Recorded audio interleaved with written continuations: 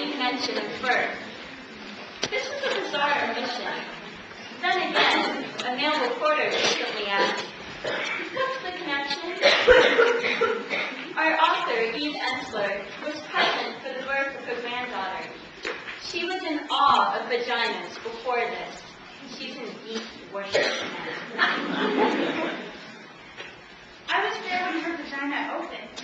We were all there, her mother, her husband, and the nurse from the Ukraine with her whole hand up there inside her vagina, feeling and turning with her rubber gloves, while she talked casually to us, like she was turning on a loaded faucet.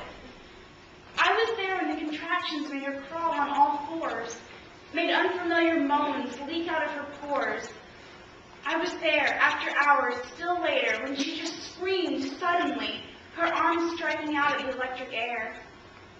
I saw her vagina change from a shy sexual hole into an archaeological tunnel, a sacred vessel, a Venetian canal, a deep well with a tiny stepchild inside, waiting to be rescued. I saw the colors of her vagina. They changed.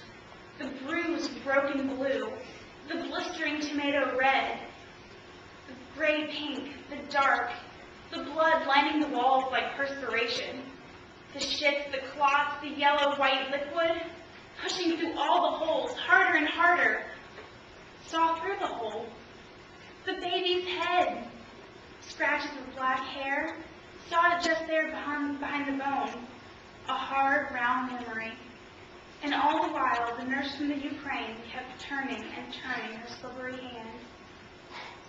I was there when each of us, her mother and I, each held the leg to spread her wide, pushing with all of our strength against her pushing, while her husband was sternly counting, 1, 2, 3, telling her to focus harder. We looked into her then.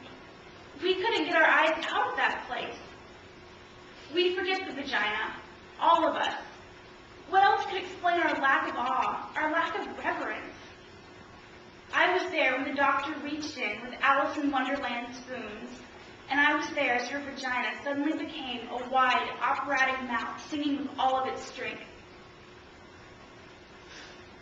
I was there when I just turned and faced her, still later, and allowed myself to stand and look at her, mutilated, swollen, and torn, bleeding all over the doctor's hands, and he was calmly sewing her there. I was there, and her heart became her vagina became a wide red heart. The heart is capable of sacrifice. So is the vagina. The heart is able to forgive and repair.